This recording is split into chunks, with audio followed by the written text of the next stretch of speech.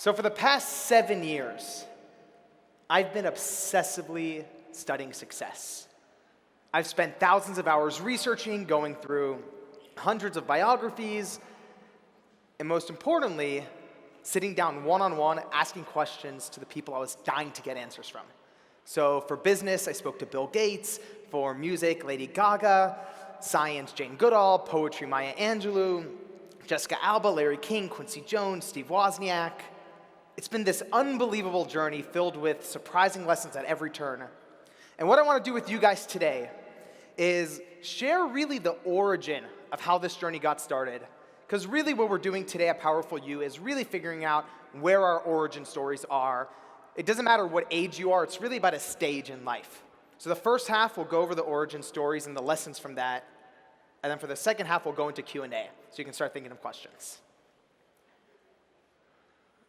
So to take you to the beginning, I have to take you back 7 years.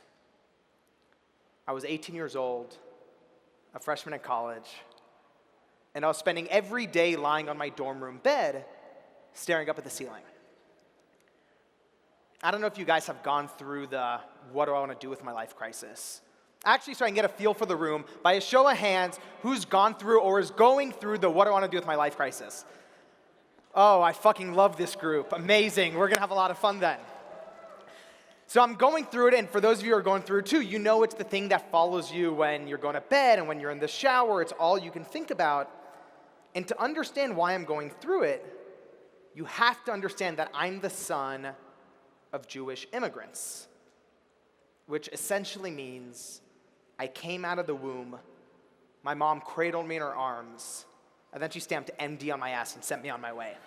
And you think it's funny, but in 3rd grade, I wore scrubs to school for Halloween and thought I was cool. You know, that was my childhood growing up. You know, most kids have, the puts finger painting on the refrigerator. My mom put skeleton charts. So that was my childhood. And, all through high school, I checked the boxes. I studied for the SATs, took, all the science classes. I went to pre-med summer camp. And by the time I got to college, I'm the pre-med of pre-meds.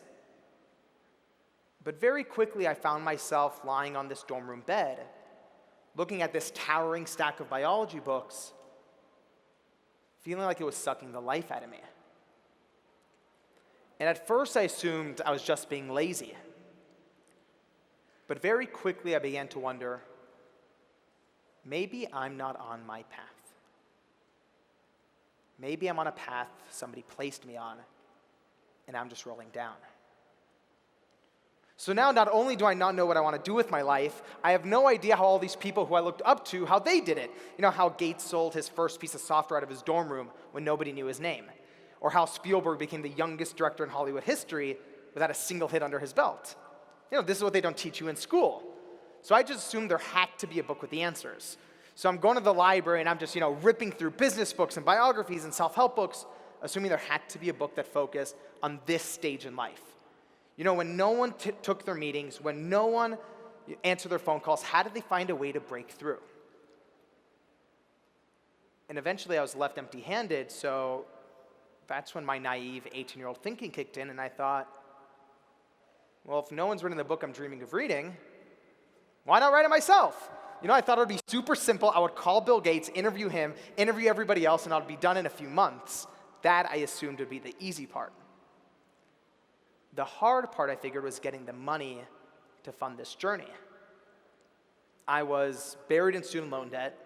I was all out of bar mitzvah cash. So there had to be a way to make some quick money. So 2 nights before final exams, I'm in the library doing what everyone's doing in the library right before finals. I'm on Facebook. And I'm on Facebook, and I see someone offering free tickets to The Price is Right. And again, so I can get a feel for the room, by show of hands, who grew up watching The Price is Right? Give me full arms. Okay, perfect. So I'm in the library, and I see someone offering free tickets to The Price is Right. And my first thought is, what if I go on the show and win some money to fund this book? Not my brightest moment. Plus, I had a problem. I'd never really seen a full episode of the show before. Every kid when they're in 4th grade homesick from school watches The Price is Right because there's nothing else on TV. I'd never seen a full episode before, so I told myself it was a dumb idea into not thinking about it.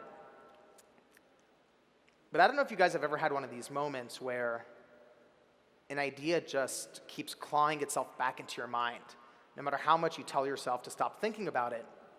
So to prove to myself it was a bad idea, I remember, I'm sitting at this little round wooden table in the corner of the library, and I open up my spiral notebook to write the best and worst case scenarios, to prove to myself it's a bad idea.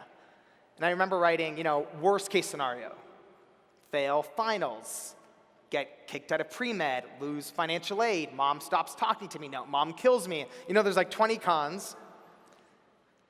And the only pro was maybe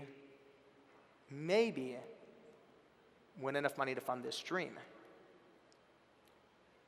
And it was almost as if somebody had tied a rope around my gut and was slowly pulling in a direction. So that night, I decided to do the logical thing and pull an all-nighter to study.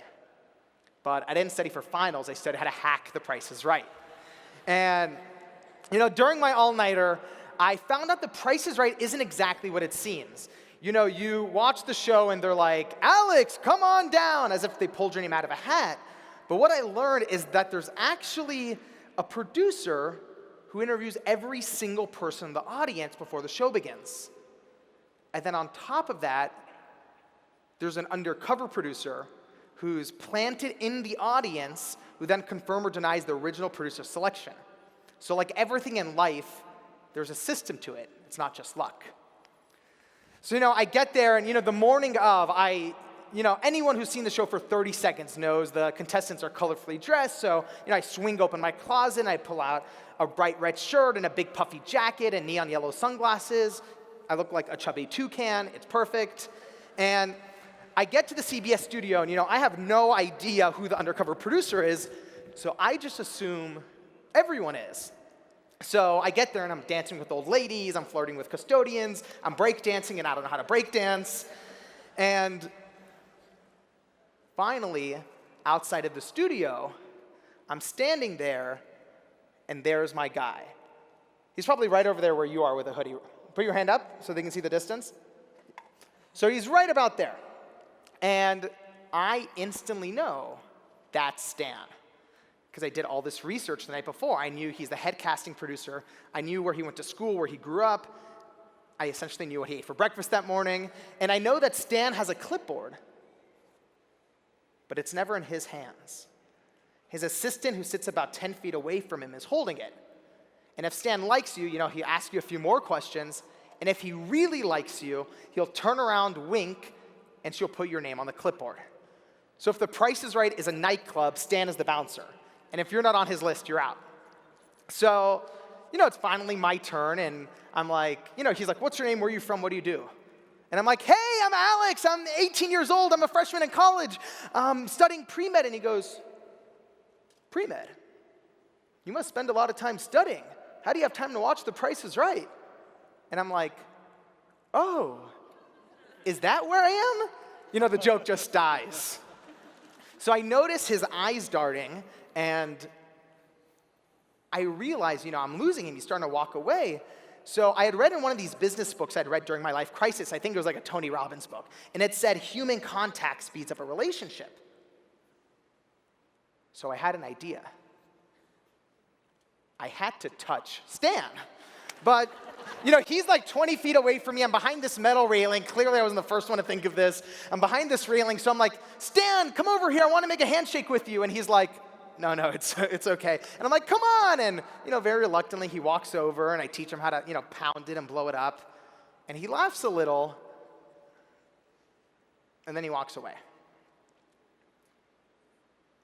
Doesn't turn around to his assistant. She doesn't write anything on the clipboard. And just like that, it's over. And I can remember really vividly this feeling of seeing your dream walk right away from you, almost like sand slipping through your fingers. And the worst part is, you didn't even have a chance to really prove yourself. So I don't know what got into me, but I felt this rumbling in the pit of my stomach. And I started yelling at the top of my lungs, "Stan!" And the whole audience shoots their head around thinking I'm having a seizure. And he runs over and he's like, "Are you okay? You're okay? What's going on?" And I have no idea what I'm going to say. But he's back, he's in my face, and he's like, "What's going on?" And I'm looking at him, and you have to understand, he's typical Hollywood, turtleneck, red scarf, even though it's 70 degrees outside. And I'm just like, "Your scarf." Now I really don't know what I'm going to say next. And I just realize I'm looking at him with all the seriousness I can, and I'm just like, "Stan, I'm an avid scarf collector. I have 362 pairs in my dorm room, and I'm missing that one. Where did you get it?" And he starts cracking up because I think he finally realized what I was trying to do, and he's like, "Look, you need this more than I do." He gives me the scarf, turns around, winks, and his assistant makes a mark on the clipboard. So I'm feeling pretty good. I'm walking around, and now, I'm moving through the audience. We're still outside the studio doors, and I notice a young woman with long brown hair, sort of like you right here, long hair, and she's looking around the audience a lot. And she's looking at everyone's name badge. And then I noticed there's a laminated badge in her back pocket. And I figure she has to be the undercover producer. So, I had just come out of puberty at that point. I'm blowing her kisses, and she's laughing, and I'm dancing, and she's laughing a bit more. She looks at my name badge, takes a sheet of paper out of her pocket, and makes another mark. So at this point, I'm feeling really good. I'm standing outside the studio, and it dawns on me that I had spent the entire all-nighter studying how to get on the show. I still didn't know how to play. But, no big deal. It's not rocket science. I take out my phone and I Google how to play Price is Right. 30 seconds later, I feel a tap on my shoulder, and security takes my phone away. And, I had no plan B. And I remember there was this cold metal bench outside of the studio. And I remember sitting down next to this old lady, really sweet, white hair, and I'm just sulking. And she looks at me and she's like, she asked me what the matter is, and I just start venting. I tell her about finals, I tell her about pre-med, I tell her I've never seen a full episode of the show before, and she just pinches my cheek and she's like, "Honey, you remind me of my grandson." And I'm like, "Do you have any advice on The Price is Right?" And she's like, "Sweetie, I've been watching the show for 40 years. And, literally she starts telling me decades of wisdom in a matter of minutes, and an idea flashes in my mind. I give her a big hug. I turn to the person next to me, and I'm like, "Hey, I'm Alex. I'm 18. I've never seen the show before. Do you have any advice?" And then I turn to the person next to her, then to a group of people. And over the course of an hour, I end up crowdsourcing the wisdom of about half the audience. And right then, the doors to the studio open. And you step in there, and the place smells like the 1970s. There's yellow and green drapes, flashing light bulbs. All that's missing is a disco ball, and I get in there, and, it's game time. I throw my jacket under my chair. To hell with the toucan. It's time to focus. And right then, I hear the very famous sound. Live from CBS Studio in Hollywood, it's The Price is Right. And they called on the first contestant, and it's not me. And the second and the third, it's not me. And for the fourth, it's still not me. Thank you for laughing at my misery, sir. Definitely, these are my friends. And, I end up sitting back in my chair and thinking, maybe it's just not meant to be. And those of you who know how the show works, a contestant moves on to the bonus round, and now there's an empty podium, and it's time for the fifth contestant. And that's when I hear, "Alex Banayan, come on down," and I lose my shit. You run up there, I'm hugging strangers, I have no idea what's going on, but I know the audience is cheering, I'm loving it, I get to my podium, and I don't care how cool you think you are, There's no way to be calm in this moment. So I'm up there, I'm standing behind my podium, and they're like, a leather chair and ottoman. I'm 18, I don't know what ottoman means. I'm like, $400, and the audience laughs at me. It turned out to be $1,000. I lose that round, and before I know it, it's time for the next round. A new billiards table. My cousins have a billiards table. It's not that expensive. So I'm like, $600, and the audience laughs again. But because the audience laughed so loud, all the other contestants bid higher and higher and higher, which means I won by default. So I'm jumping up and down. I'm like running on the stage. I'm like, oh my God, this is amazing. What do I win? And they're like, you win the billiards table. I'm like, okay, cool. So I'm like learning as the show goes on. And I'm on the stage, and now it's time for my bonus round. And the big doors open up, and it's a glistening white hot tub. 12 jets, LED lights, a waterfall, and all I can think is if I win this hot tub, I'm the king of college. All the pressure's on. I guess $4,000, it's $9,000. I lose the hot tub, and I think the show's over, and they're like, we'll be right back with the wheel. Don't go away. And I'm like, excuse me, what's the wheel? And who here grew up watching The Price is Right obsessively? What's your name, man? What was your name? Everyone give him some love. Give him a lot of love. It's halfway through the give him a lot. Can you help me out? Can you stand up? All right, you don't have a mic on you, so I'm going to need you to do me a favor.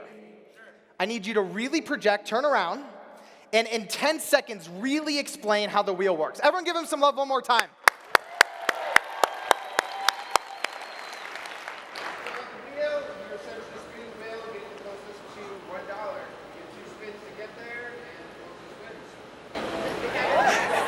Fucking awesome. That's exactly right.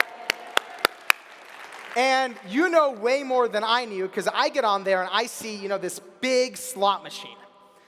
There's prices going up to 100, and a producer whispers in my ear, like, if you land exactly on 100, it's very rare, but you win a bonus cash prize, but I wouldn't worry about it. I'm getting a little briefing, and now I'm in front of this big wheel. And it's, 3 contestants in the semifinals, and the first woman goes up. This young woman, curly hair, peppy energy. She gives it a spin. 80, and the crowd goes nuts. And even I know that's an unbelievable spin. And now it's my turn. I'm standing there, and I realize, I might as well have some fun with it. So I give it a grip, and it's heavier than it looks. I give it a spin.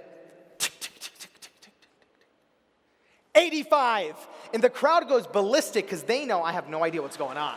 So they're loving it, I'm loving it, and I'm in the winner's circle, and now it's time for the third and final contestant. And it's this older woman, really sweet, everyone's rooting for her, and she goes up, gives it a spin. She goes over, I win, and I start freaking out because I think I just won the whole show. So I'm jumping up and down, I'm waving to the camera, and they're like, we'll be right back with the second half of The Price is Right. Don't go away. And I'm like, what? So I get moved to the side of the stage, and I find out who's going up against me in the final round. Her name is Tanisha, and she blasted through the second half of The Price is Right with the ferociousness of someone who spent her whole life walking through Costco studying price tags. She won the opening round, she won the bonus round, and on the wheel, she spun a perfect 100. Going up against Tanisha is like David going up against Goliath, and David didn't bring a slingshot. So it's now the commercial break before the final round, and I'm on stage, and Tanisha walks up onto the stage, and I believe in karma to a degree, so I reach out my hand, and I'm like, hey, good luck. And she looks me up and down and goes, yeah, you need it. And the whole audience is like, oh, shit.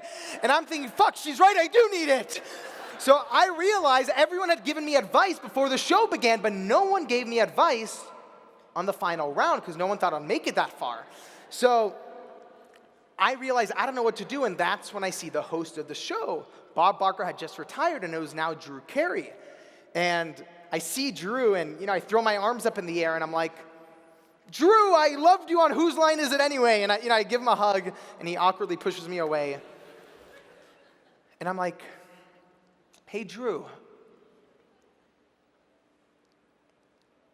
any advice on the Showroom Showdown? And he goes, first of all, it's the Showcase Showdown. I don't even know what it's called. And, he gives me some great advice. And before I know it, it's now time for the final round. And, I'm standing there and I'm sweating. Tanisha's dancing. There's 7 machine gun-sized cameras pointing into my face, blinding white lights in my eyes. And now it's time to reveal the packages. Alex, your first prize is a trip to Six Flags Magic Mountain theme park, blah, blah, blah, blah, blah, blah, blah. You have to understand, I've never seen the final round of the show before, so I'm thinking, I don't really need to listen to the details, but anyone who's watched The Price is Right knows the secrets and the details. So I'm thinking, I grew up in LA, Six Flags Magic Mountain theme park, I've been, it's $50 with a can of Coke. It's pretty simple. What I didn't hear is that it was front of the line passes, all you can eat food, VIP with the butler in a limo for 6 people. But I'm thinking $50, next. While your next prize is a trip to Florida, blah, blah, blah, blah, blah, blah, blah. I'm 18, I've never booked a plane ticket in my life. What is that, like $200?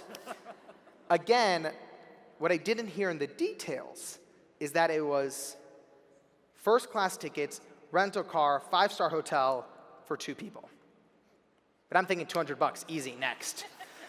While you're in Florida, a trip into zero gravity, blah, blah, blah, blah, blah, blah, blah. I think this is another roller coaster, like the Vomit Comet, so I assume another $50. What I didn't hear is that this is how NASA trains their astronauts. I would find out later that every 15 minutes in zero gravity is $5,000. But I'm feeling good, $50 next. I'm really cocky at this point. Your final prize, and the big doors open, a new sailboat. And I'm jumping up and down, I'm super excited. But from where I'm at, the boat is maybe where that monitor is. It's pretty far, and after I calm down, I look at it. It sort of looks like a dinghy. It looks super small, and I'm just thinking, how much does a dinghy cost? $2,000, $3,000, $4,000 max. What I would later find out is that it was a Catalina Mark II sailboat with a cabin and a trailer. But I'm thinking, $4,000 max. Alex, it'll all be yours if the price is right. And, the audience is cheering. And I'm just thinking, if there's ever a time to close your eyes and listen to that voice, this is what Oprah always talks about. If there's ever a time to listen to the voice, it's now. Listen to the voice, listen to the voice. And, just one number felt right. And I was like, $6,000. Dead silence. It's as if somebody has passed away on the stage of The Price is Right. And I'm very confused because the audience had been cheering for me all day. And then I realized the host, Drew Carey, hasn't locked in my answer. So I look at him, and he's just looking at me like,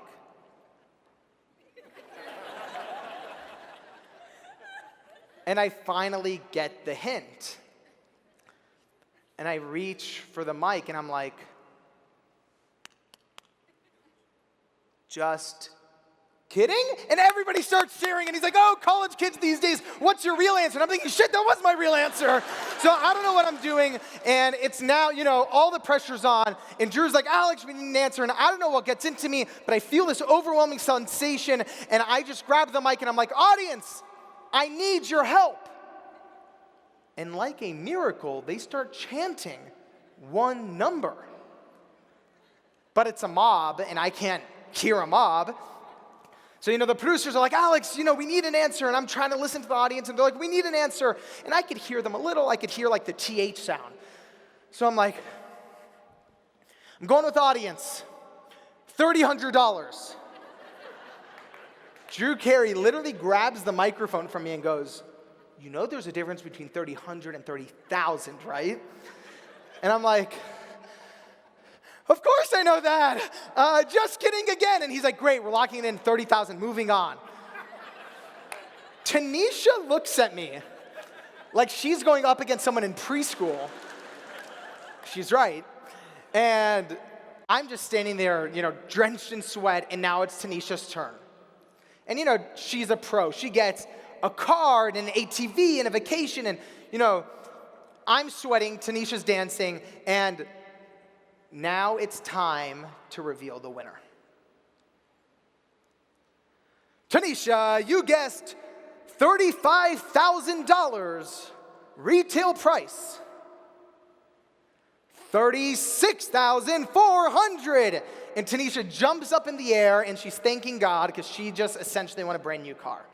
And I'm just standing there thinking, if I go straight to the library, I have 1 hour for bio, 2 hours for chemistry. Mom doesn't even know I'm here. I'm just in crisis management for finals. And they're like, Alex, you guessed $30,000, retail price, blah, blah, blah, blah, blah. I'm not listening. I'm just standing at the podium. But I noticed the audience is cheering louder than they have all day. And the producers are pointing at me. And then I realize my podium is flashing. And I literally turn around to check it. I guessed $30,000, retail price, $31,200. I beat Tanisha by $200. And literally my face goes from this to, ah! I'm jumping up and down, I'm dancing on the sailboat, I win the sailboat, sell the sailboat, and that's how I funded the book.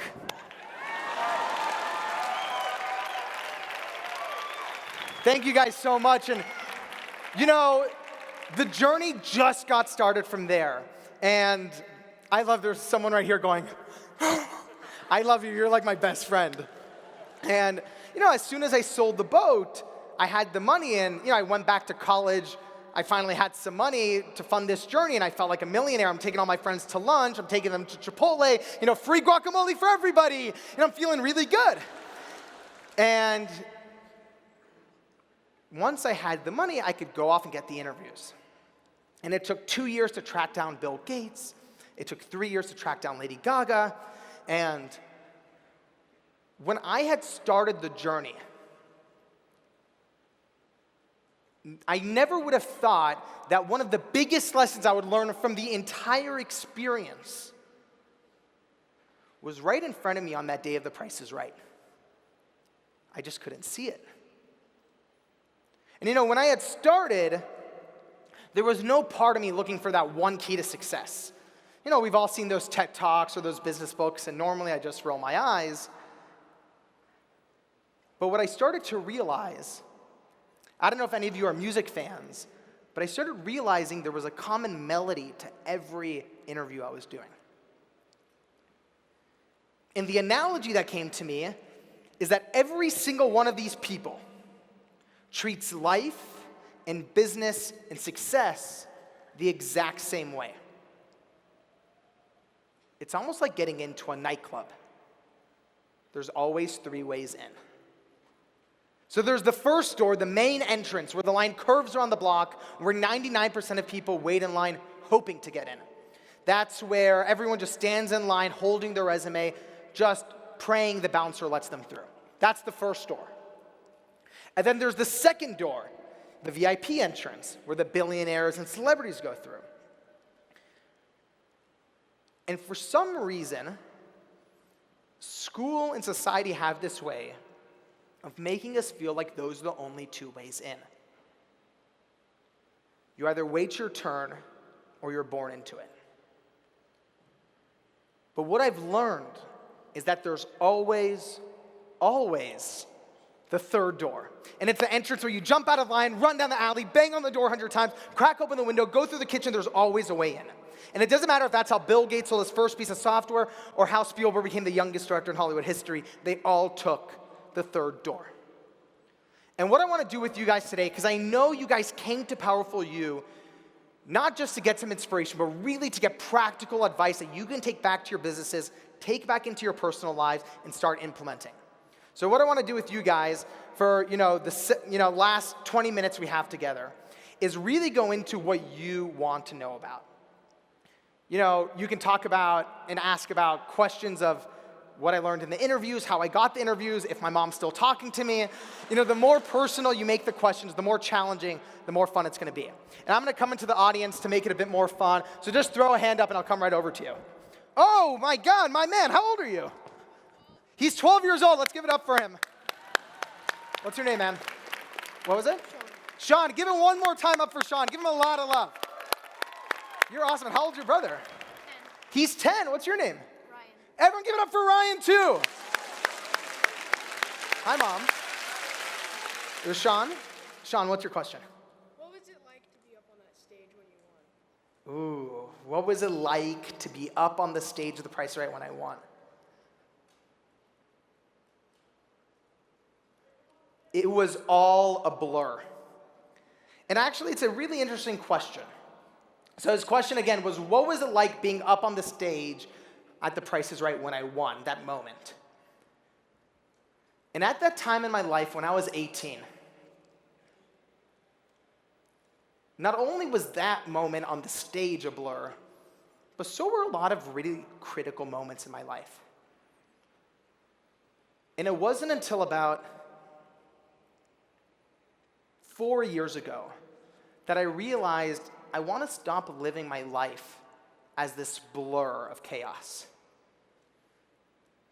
And I was on the journey at this point. I was about halfway through, and I started realizing there was a lot of people who I was meeting who were calm and grounded and never seemed to ever be in a blur. And I just started asking them all one question. I was like, what do you do that makes you so happy? And about 8 or 9 out of 10 of people just smiled, and they were like, I just meditate twice a day. And you have to understand, I come from an immigrant family. Meditation and cocaine are about the same thing. The only thing worse is therapy. So, that's, you come from an immigrant family from Iran, you're not allowed to talk about problems because we don't have problems in our family.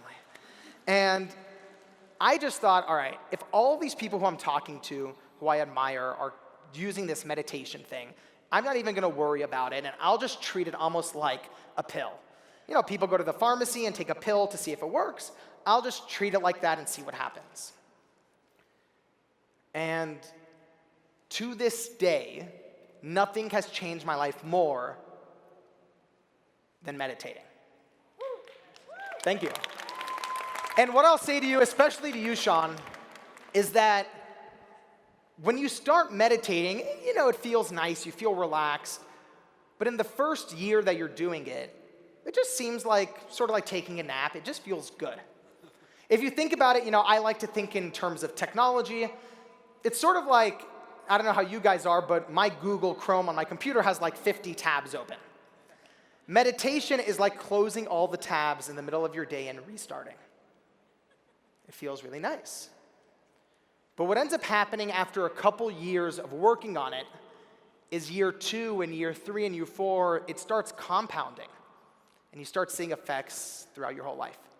So if there's I'm sure a lot of you are already doing it, but if there's a single thing I can leave you with, a meditation practice, whether it's using an app like Headspace, I use Transcendental Meditation. I only do it for 20 minutes. It's pretty much like taking a nap. I loved nap time when I was a kid. Now I have adult nap time. It's fucking awesome.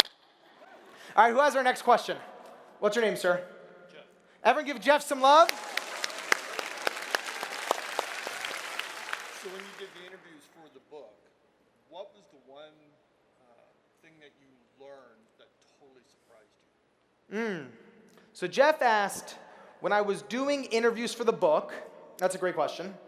When I was doing interviews for the book, what's one thing that totally surprised me?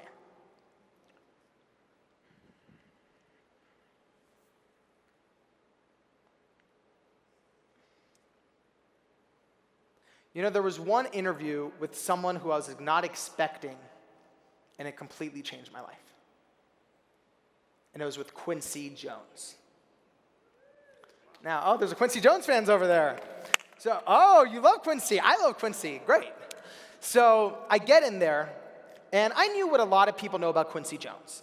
I know he's, the best-selling producer of all time. He produced Michael Jackson's Thriller. He produced We Are the World. I knew he's been nominated for more Grammy Awards than any producer in history. I knew he discovered Will Smith and Oprah Winfrey. But the second I got into his house, I realized I didn't know the half of it. You get in there, and Quincy Jones has like this beautiful circular living room with gold lighting, and you're sitting on his couch, and he walks in, very slowly, in this blue velvet robe with gold stitching on the bottom. He looks like the alchemist. And he walks in and he's like, "Where are you from, my man?" And I'm like, "Oh, hi, Mr. Jones. I'm from Los Angeles." And he's like, "No, I said, where are you from?" And I'm like, my parents are from Iran. And he's like, "That's what I thought." And he launches into a 30-minute story of how he dated a Persian princess and tried to break the Ayatollah out of jail. And you get sucked into the Quincy Jones vortex, and it is the happiest place on earth. So I'm in the Quincy Jones vortex for 30 minutes, an hour, 2 hours. And my head is just spinning. And to this day, I can say very confidently that through all the interviews I did, Quincy Jones was the one where I walked in one person and walked out another. And one of the lessons he taught me, there were two things he really changed mentally for me. The first one, and I had interviewed Quincy towards the end of my journey. So this is about at the end of the 7-year quest of doing all these interviews. And he helped me realize that for 7 years, I was constantly looking up. Up at the world's richest man, up at the most famous director. And he was showing me the value of looking wide. Looking to the far corners of the world, soaking up the culture, soaking up the wisdom, and that the riches on earth really lie there. So that was one thing he changed for me. The second, you have to understand, this journey wasn't just a series of random interviews. They were all sort of tied together through my life experiences. And right before Quincy Jones, I had a disastrous situation with Mark Zuckerberg, which is a whole other story in and of itself. But all you need to know is it ends in embarrassing failure. So I walk into Quincy Jones's house with, a chip on my shoulder and a lot of baggage. And, I got threatened to go to jail. It was a whole thing. And I get up there, and I get to Quincy Jones's house, and we're talking. This is about 2 hours in. And Quincy's telling me a story of when he was younger. He was, making an original composition and needed to go get a publishing deal from a music executive. And back then, the music industry was completely run by the mafia. So Quincy goes in, and he's like, tries to get a publishing deal, and the music executive who's in the mob slides a contract, and the contract says he gets 1%. And the music executive goes, "You can ask for anything you want, you're not getting anything more." And behind him are all his cronies. And Quincy had no choice but to sign the contract, which essentially gave up all of his ownership of his own music. And I can feel my body just stiffening while he's telling me this. And Quincy's like, "Dude, they took all my shit." Getting stiffer, and he's laughing about it. He's like, "Man, I'm still trying to get it back." And I just remember blurting out, I'm like, "That's fucked up." And Quincy looks at me. And in hindsight, I can see why I blurted that out. I still had so much baggage from my experience with Mark Zuckerberg that any story of someone failing and getting taken advantage of just made me combust. And it was as if Quincy knew something about me that I didn't. And he put his hand on my shoulder and said, "That's all right, man. It's how you learn." And it was as if my body had been an overinflated tire and he just released all the pressure. And he looks at me and looked deep into my eyes and said, 99% of people treat their failures as their biggest enemy. And he said, that's the biggest mistake you can make in your life. It's only when you treat your failures as your best friends, as your greatest gifts, can you learn from them, and only then can you grow. Your failures and your mistakes are your greatest gift only if you choose to make them so. And, we kept on talking, and as great as that lesson was, I was just still in the Quincy Jones vortex, and at the end of the interview, I gave him this big hug, and I'm like, you really changed my life. And he's like, how's that? And I'm like, you showed me how to be a person of the world. You showed me how much you grow by traveling and exploring. And he says, no. You learn by cherishing your mistakes. And it was as if he was going to keep saying that until it finally sunk in. And in that moment, it did. And if there's one thing I can leave you guys with today, if you really walk out with one thing, it's this. I had a realization in that moment that although, interviewing Bill Gates was unbelievable, it was my mistakes on my way to get to him that changed me most. And in that moment, I realized that I had always assumed the opposite of success is failure. But it was in that moment I realized success and failure not only are not opposites, they're actually the result of the same thing. Trying. So the opposite of success isn't failure. The opposite of success is not trying. And yeah, fucking give it up for that. Because what I realized is that I had been so attached to not failing and so attached to trying to succeed that I was my own worst enemy. And in that moment, I promised myself that I would no longer be attached to success and no longer be attached to failure. Instead, I would be committed to trying and growing. Thank you, guys. All right, I got time for 2 final questions. Who really has good ones? Yes, what's your name over there? Let me come down to you. Come on, stand up. Everyone give her some love.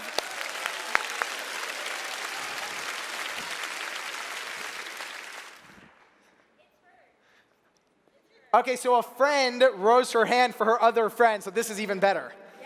Yes, she's my bestie like yours. Okay, what's both of your names? I'm Cynthia. Cynthia? And Regine. Everyone give it up for them one more time. I love my best friends more than anything, so I love the chemistry you guys have. Yes, so it's, my question is about your flinch. I know you didn't talk about it here, but it's that ability to face it. How do you do it and just face it and say, yes, I have it, and moving on? So what is your process there? So that's a great question. The question was about, there's a thing that I described in The Third Door, which just came out a few months ago, so it makes me so happy that you already read it. It's an audiobook. She goes, I just listened to the audiobook. The audiobook is just the same. I love you. I poured my heart into it, so thank you. I love the audiobook. My sister says it's the bane to her existence, hearing my voice for 8 hours. Your energy. Thank you so much. I appreciate that. Thank you. So her question was, in the book, I described this sensation in my body called the flinch. And it's sort of this name that I gave to, when I was, I remember the first time feeling the flinch was when I was in 3rd grade. I remember walking out into the elementary school cafeteria, and you guys know the story. I walked out, and, there's the long wooden tables, and I sit down, and it's lunchtime, and, to my left is my friend Ben, who has granola bars and soda, and to my right is my friend Harrison with, the PB&J with the crust cut off. And then there's me with, this big Tupperware of Persian rice with green stew and lamb and red kidney beans on top. And I open up the Tupperware, and I guess it was a hot day because the smell just exploded in the cafeteria. And all the kids turned around and started laughing, asking if I had rotten eggs for lunch. And when you're 8 years old, that's the end of your life. And I remember the heat rising in my face. And from that day on, I remember keeping my lunch in my backpack and waiting until after school to eat alone. And from that point on, the flinch really grew with me. It became my fear of rejection, my fear of failure, my fear of making mistakes. And by the time I was 18 and 19 years old, the flinch was a living, breathing being inside of me. And when I had started on this journey, I had no idea that, sure, it was going to be really hard to convince Bill Gates' office and convince Warren Buffett to do an interview. But one of my biggest obstacles had nothing to do with what happened out there. It had to do with the flinch inside. And I think so many times when it comes to achieving a dream, we focus on all the external factors that's inhibiting us, and we forget to realize that so much of the battle happens internally. And your question of the flinch, how I deal with the flinch. First of all, if there's one book I can recommend to everyone here, I fucking love this audience. Everyone just opened their notebook. I fucking love you guys. You guys are my brothers and sisters. This is amazing. If there's one book I can recommend, it's When Things Fall Apart by Pema Chodron. When Things Fall Apart by Pema Chodron. And anyone who's going through a hard time in life, this is the life raft. And one of the things this book taught me when it comes to the flinch, Pema Chodron has a great way of explaining that insecurities are part of the human experience. Insecurities are part of the human experience. When you battle with your insecurities, they only become stronger. But when you accept that they're part of you and you give them permission, they begin to relax. They don't disappear, but they begin to relax. And what I've learned is that whether it's my pain, whether it's my insecurities, the more I give it permission to sit in my mental living room, I allow it to be there. And I actually treat it, and it feels weird to say, but I treat it with, there's a word called matri, which means loving kindness in Buddhism. And it's this idea in Buddhism that if you treat yourself with the unconditional love that you treat a best friend, only then do those insecurities relax and you become yourself. So that's a great question. Thank you, guys. All right, who's got our final one? Who's really got the fire? What's your name, man? It was Ben? Everyone give it up for Ben. Final question. Really bring the heat, man. Well, no. Here, I have the question for you. So you've already walked through the third door. Would you say that? You have. It's a constant thing, yeah. It's a constant thing, okay? So your process is already paying off. You're killing it right now, Mike. Thank you. And what is the next door that you're trying to walk through? So Ben's question was, what's next? If this journey was the 7-year journey and the book is finally out and it's coming to fruition, what's the next journey? That's a great question.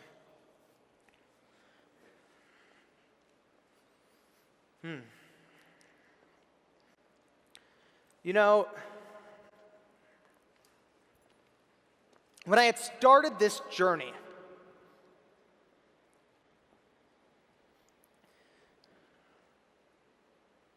and I really like this question because it's something I'm really passionate about.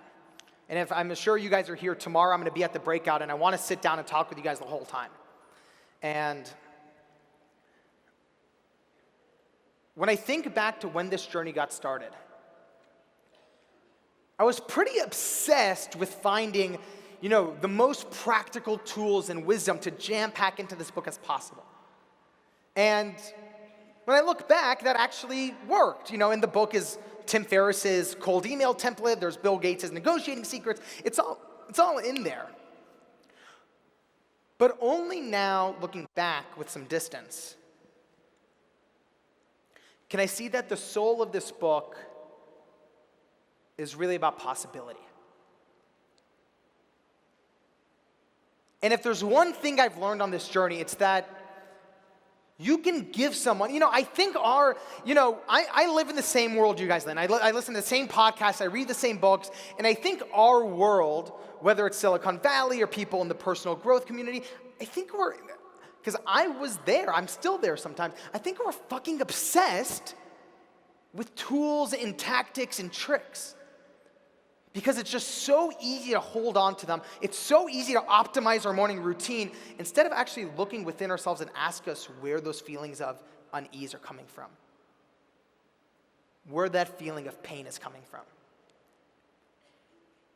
And if I've learned one thing on this journey, it's that you can give someone all the tools and tactics in the world, and their life can still feel stuck. But if you change what someone believes is possible, they'll never be the same. And there's this one anecdote that keeps coming to mind. As I've been on the book tour the past few months, it just keeps popping into my head. And I read this story somewhere during my research, and I don't even remember where I read it, but it's the story of a teacher who's teaching for Teach for America.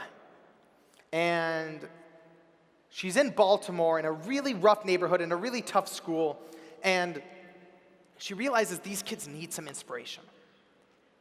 So she says, all right, today instead of our math lesson, I'm going to pass out sheets of paper, and we're all going to draw pictures of our biggest dreams in life, what we want to be when we grow up.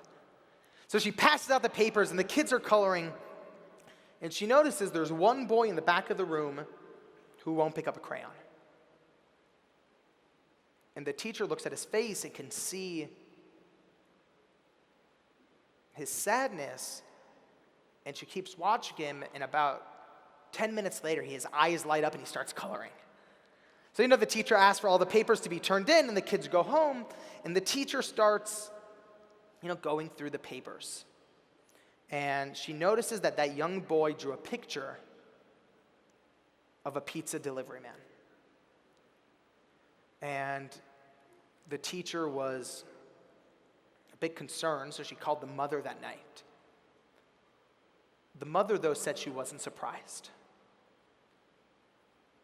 The mother said that the only male figure in his life, in the little boy's life, who wasn't in jail or on drugs, was his uncle who delivers pizza.